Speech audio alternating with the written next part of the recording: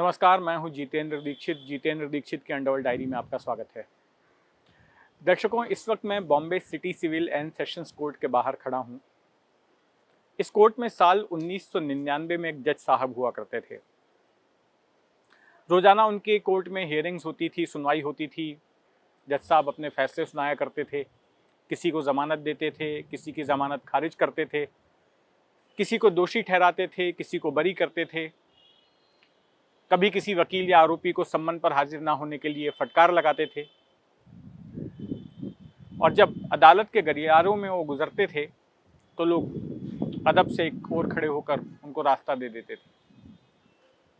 बड़ा रुतबा था उनका। लेकिन एक दिन कुछ ऐसा घटनाक्रम होता है कि पुलिस की एक टीम उनके ठिकाने पर पहुंच जाती है और इसी अदालत में उन्हें एक आरोपी की तरह कटघरे में खड़ी कर देती है। तो ऐसा क्या कुछ घटनाक्रम होता है कि अपराधियों के खिलाफ मुकदमा चलाने वाला एक जज खुद अपराधियों की तरह कटघरे में बिठा दिया जाता है। अभी हाल ही में एक मामला काफ़ी चर्चित है। दिल्ली में एक जज के बंगले से नोटों के बंडल मिले, उनमें आग लग गई थी और उसके बाद से लगातार इस बात पर बहस हो रही है कि किस तरह से न्यायपालिका में भ्रष्टाचार घर कर गया है और किस तरह से न्यायपालिका की विश्वसनीयता को नुकसान पहुंचा है।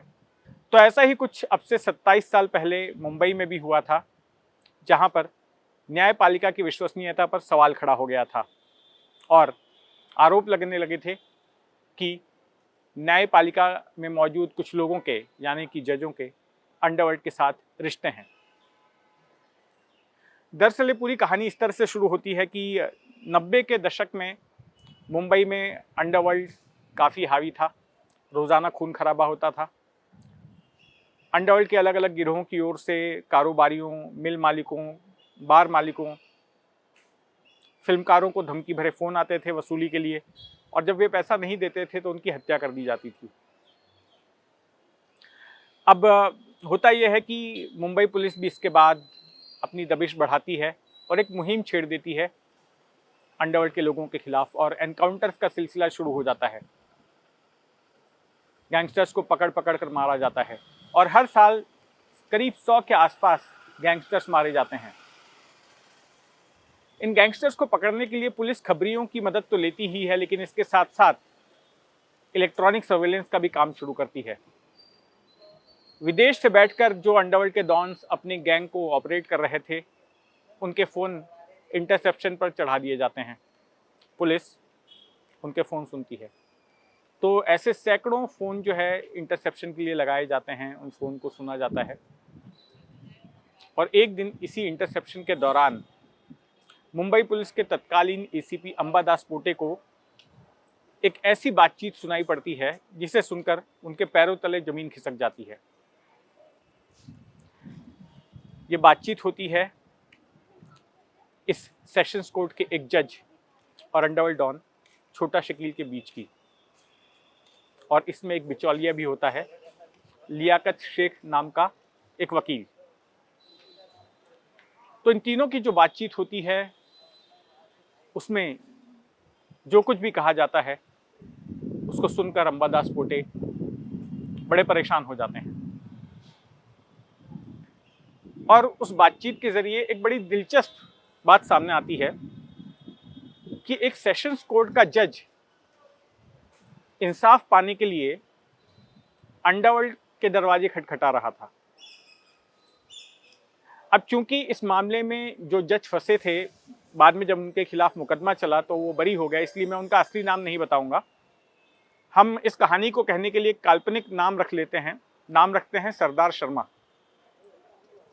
तो एडिशनल सेशंस जज सरदार शर्मा की छोटा शकील से बातचीत होती है, जिसमें सरदार शर्मा ये कहते हैं कि एक सायन इलाके का एक चिटफंड चलाने वाला शख्स है जिसने कि उनके कुछ 35-40 लाख रुपए ले लिए हैं और ये पैसे उनके परिवार के हैं और वो छोटा शकील की मदद चाहते हैं उन पैसों को वापस हासिल करने के लिए।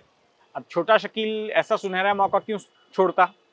एक जज, अच्छा ये जज भी ऐसे जज थे जिनके सामने, जिनकी अदालत में छोटा शकील गिरोह के कई सारे मुकदमे चल रहे थे, कई सारे शूटर आरोपी जो मुंबई पुलिस ने पकड़े थे उनके मुकदमे इसी जज के सामने चल रहे थे। तो अब ऐसी अदालत का जज जब छोटा शकील का दरवाजा खटखटा रहा है कोई मदद मांगने के लिए, तो छोटा शकील के लिए एक बड़ा मौका था। छोटा शकील ने कहा कि आपका काम हो जाएगा, आपका पैसा रिकवर करके दे दिया जाएगा, लेकिन साथ में उसने ये भी कहा कि आप भी कुछ कीजिए, हमारे लोगों को मुंबई पुलिस इस तरह से एनकाउंटर में मार रही है, फर्जी एनकाउंटर होते हैं, आपको इसके लिए कुछ करना चाहिए। आदमी को उठाकर ले जाते हैं और फिर लाश हाथ में दे देते हैं। और कुछ एनकाउंटर स्पेशलिस्ट अधिकारियों के नाम भी लिए उसने, जैसे प्रदीप शर्मा, दया नायक, जिन्होंने कि छोटा शकील गिरोह के उस वक्त कई सारे शूटरों को मारा था, तो इनकी शिकायत भी की।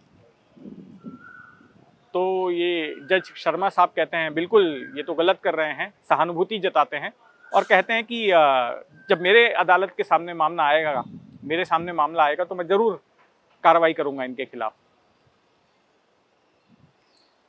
तो ये पूरी बातचीत एसीपी अंबादास पोटे, उस वक्त जो मुंबई क्राइम ब्रांच के चीफ थे, जॉइंट कमिश्नर डी शिवानंदन, उनके सामने रखते हैं और वो भी उस बातचीत को सुनकर गुस्से में भी आ जाते हैं, परेशान भी होते हैं।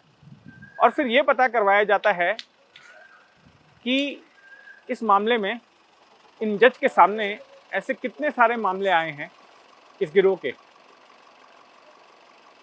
पता ये चलता है कि ऐसे 2 मामले हैं जिनमें इन जज ने छोटा शकील के 2 शूटरों को बरी कर दिया, छोड़ दिया। अब ये पुलिस के लिए बड़ी ही परेशान करने वाली बात थी कि एक तरफ पुलिस मेहनत से फील्डिंग लगाकर, खबरियों की मदद से, फोन कॉल्स को सुनकर शूटरों को पकड़ती थी, तो वहां इस जैसे जज छोड़ देते थे क्योंकि उनकी साठगांठ हो गई थी अंडरवर्ल्ड डॉन के साथ। तो ये पूरी बातचीत बॉम्बे हाईकोर्ट के तत्कालीन चीफ जस्टिस को सुनाई गई और वो भी इस बातचीत को सुनकर बड़े परेशान हुए, उन्हें भी गुस्सा आया। और फिर इसके बाद Maharashtra Control of Organised Crime Act, जिसे मकोका कहते हैं, उस कानून के तहत मामला दर्ज किया गया और तय हुआ कि इन जज साहब को गिरफ्तार किया जाएगा। लेकिन इस बीच एक और घटनाक्रम हो जाता है। इससे पहले कि उन जज को गिरफ्तार किया जाता, लियाकत शेख नाम का वो जो वकील था, जो कि बिचौलिए का काम कर रहा था इन जज और छोटा शकील के बीच में, उसकी हत्या हो जाती है। गोरेगांव स्टेशन के बाहर कुछ लोग उसको गोली मार देते हैं। उसकी भी एक बातचीत छोटा शकील के साथ पुलिस के हाथ लगती है, जिसमें कि छोटा शकील ये बोलता है कि जज का आधा पैसा तो उसने रिकवर कर लिया है। जो 40 लाख की बात कही थी, तो 20 लाख रुपया छोटा शकील ने रिकवर कर लिया था उस जज के लिए। तो ये कन्वर्सेशन भी हाथ लगता है। लेकिन लियाकत अली शेख को भी गिरफ्तार किया जाना जरूरी था, लेकिन उसकी हत्या हो चुकी होती है। अब इस बीच ये जज साहब फरार हो जाते हैं, इनको ढूंढा जाता है और करीब 3-4 महीनों की मशक्कत के बाद मार्च 2000 में जज को मुंबई पुलिस गिरफ्तार करती है और इसी सेशंस कोर्ट में बतौर आरोपी उनको पेश किया जाता है। जिस अदालत में वो दूसरे आरोपियों की किस्मत का फैसला करते थे, उसी अदालत में खुद वे एक आरोपी की तरह कटघरे में बैठे थे। मुकदमा चलता है और फिर तारीख मुकर्रर होती है करीब 1.5-2 साल बाद। जब मुकदमा पूरा होता है तो मकोका की विशेष अदालत के जज अभय ठिप्से के सामने ये मामला आता है और जिस दिन ये फैसला आने वाला होता है उस दिन सभी को लगता है कि ये पहली बार ऐसा होगा कि किसी जज को अंडरवर्ल्ड से रिश्तों के आरोप में सजा होगी, उसको दोषी करार दिया जाएगा। बहुत भीड़ होती है। मैंने उस मामले को कवर किया था इस अदालत में, मैं भी मौजूद था वहां पर और सबको लगा था कि एक ऐतिहासिक फैसला आने वाला है। लेकिन जब फैसला आता है तो जज अभय ठिप्से इन आरोपी जज सरदार शर्मा को बरी कर देते हैं। बरी करने के क्या आधार होते हैं? एक आधार ये होता है कि जो टेलीफोनिक कन्वर्सेशन जो मुंबई पुलिस ने रिकॉर्ड किए थे, अदालत ये मानती है कि वो गैरकानूनी तरीके से रिकॉर्ड किए गए। उसके लिए जो कानूनी प्रक्रिया को पूरा किया जाना था वो प्रक्रिया पूरी नहीं हुई। ये एक प्रमुख कारण था। दूसरी बात कि जज और छोटा शकील के बीच लियाकत शेख नाम का जो वकील लिंक था उसका बयान अदालत के सामने नहीं आया, तो इससे भी पुलिस का मामला कमजोर हुआ। और तीसरा ये कि जज की जो स्टेनो थी, जो 3-4 साल तक जिसने जज के साथ काम किया था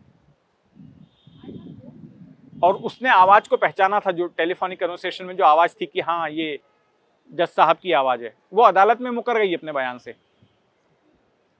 तो इस तरह से ये पूरा मामला मुंबई पुलिस का कमजोर हो गया और जज सरदार शर्मा को बरी कर दिया गया। लेकिन इस बीच उनको जुडिशियल सर्विस से यानी कि न्यायिक सेवा से बर्खास्त भी कर दिया गया था। जो कहानी थी एक जज की जिसकी सांठगांठ हो गई थी कथित तौर पर अंडरवर्ल्ड के साथ, और जिसने इंसाफ पाने के लिए, जो खुद इंसाफ का देवता माना जाता था, इंसाफ की कुर्सी पर बैठता था, उसने अपनी खातिर इंसाफ पाने के लिए अंडरवर्ल्ड का दरवाजा खटखटाया था, लेकिन कानूनी तौर पर उस पर लगे कोई आरोप साबित नहीं हो सके।